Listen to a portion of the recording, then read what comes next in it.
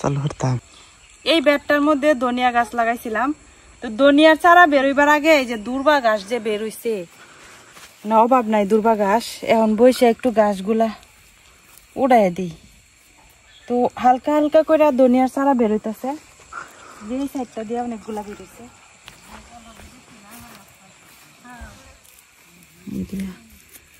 এই যে এইগুলা কিন্তু ধনিয়ার চারা, আর এইগুলো সব দুর্বা।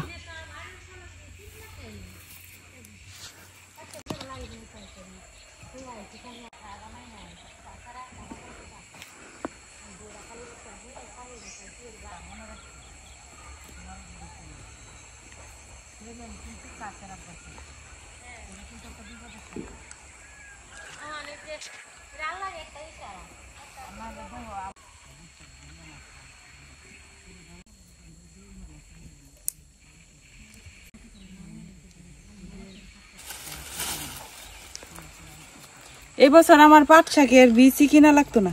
এই যে বীজ ফালাই দিই এটির উপরে।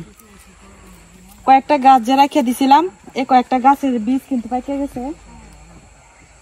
তো বিকাল টাইম হইলেই কিন্তু আমি এই বাগানে কাজ করি, কারণ টুকটাক সবজি যেহেতু লাগাইতেছি। অলরেডি দেখতে পারতেছেন যে মূলা গাছগুলা কিন্তু মানে অনেকটাই বড় হয়ে গেছে, আর কয়েকদিন গেলে মূলা শাক খাইতে পারাম।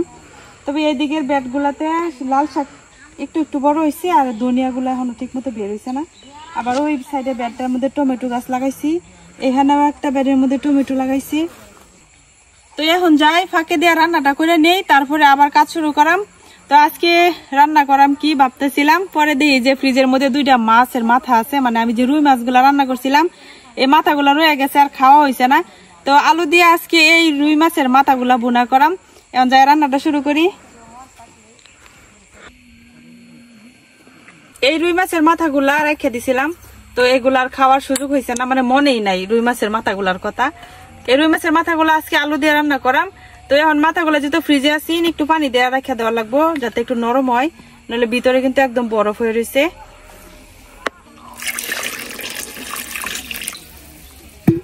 মাছের মাথাগুলা পানিতে একটু ভিজতে থাকুক, আর এই দিক দিয়ে আমি আলুগুলা কাটতে নেই।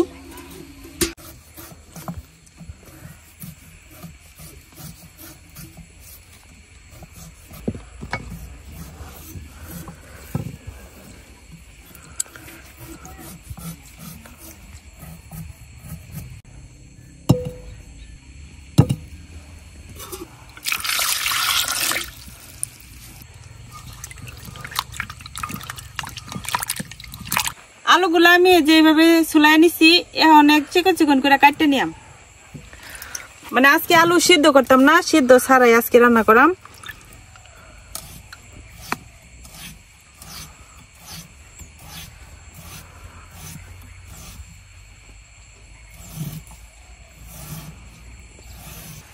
এই যে এরকম একটু মোটা মোটা করে, বেশি মোটাও না বেশি চিকনও না, এরকম করে কাটতে নিয়াম।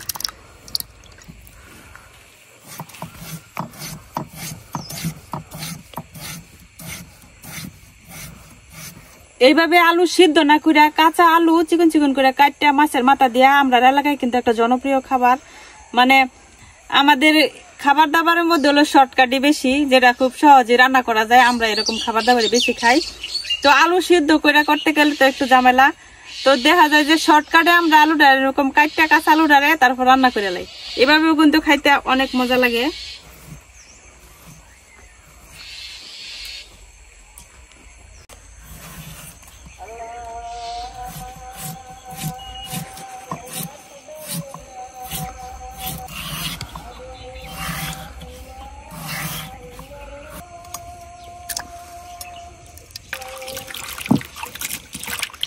এই যে আলুটা আমি এরকম করে কেটে নিছি। এদিকে আমার মাছের মাথাটাও কিন্তু নরম হয়ে গেছে, মানে বরফটা গইলা গেছে আর কি। তো এখন এটারে আমি কাটতে ভালো করে পরিষ্কার করে নিয়াম।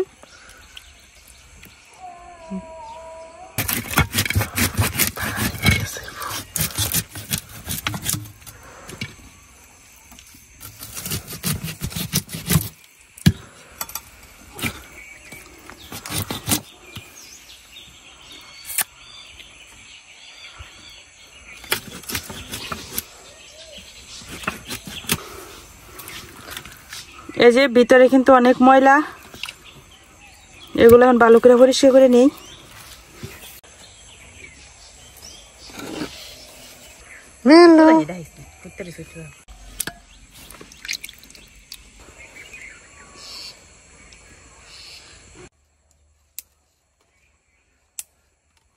আজকে রান্নাটা কিন্তু খুবই সহজ আর অল্প সময়ের মধ্যে হয়ে যায়।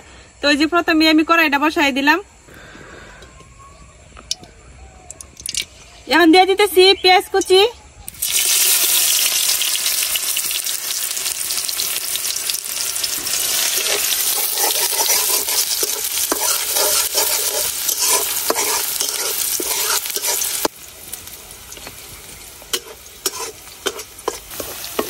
পেঁয়াজটা কিন্তু লাল হয়ে গেছে। এখন আমি আস্তে আস্তে মশলাগুলা দিয়ে দেব।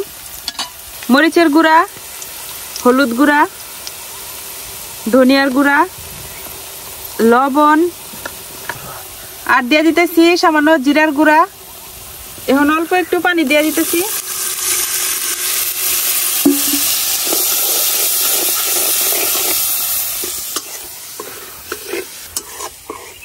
মশলাটা হালকা একটু কষাইয়া তারপরে মাছের মাথাগুলা দিয়ে দেন।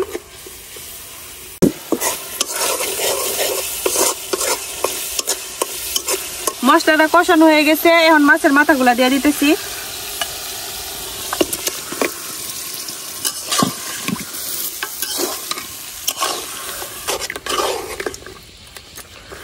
এখন মাছের মাথাগুলারে ভালো করে কষাই নিলাম।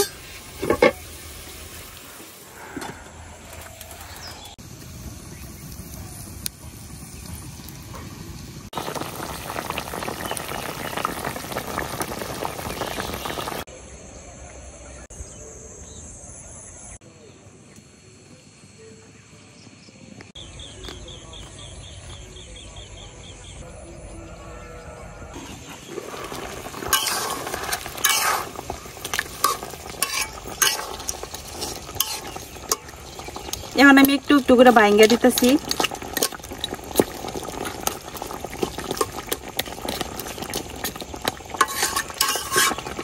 এখন আমি যে আলুগুলা কাটতে রাখছিলাম এই আলুগুলা দিয়ে দেম।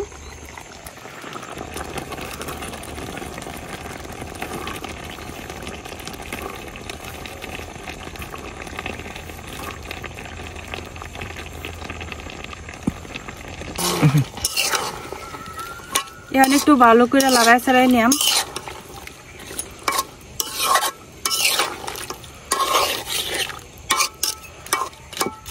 তো বেশি কাটা কাটা হয়ে যাবে দেখে আমি কিন্তু বেশি লাড়াছাড়া করতেছি না।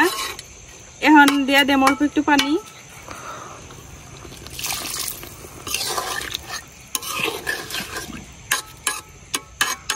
এর চেয়ে কিন্তু আর পানি দিতাম না।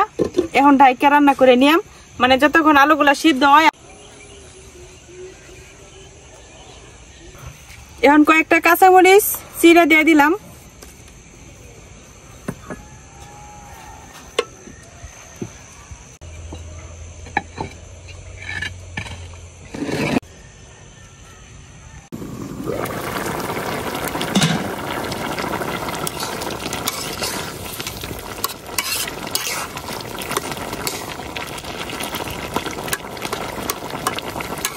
এইভাবে আলু দিয়ে মাছের মাথা রান্না করলে অনেক ভালো লাগে, মানে সিদ্ধ করার আলাদা টেস্ট আর এইভাবে রান্না করলে কিন্তু আলাদা টেস্ট। তো আমরা দিয়ে কিন্তু সিদ্ধ করে যেটা ওইটা খুব কমই রান্না করা হয়।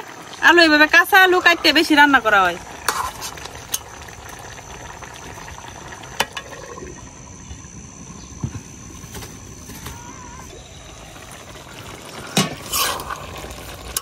আমার তরকারি কিন্তু হয়ে গেছে। এই যে এরকম মাখা মাখা থাকবো, মানে একদম শুকনো করতাম না, এরকম মাখা মাখা থাকবো।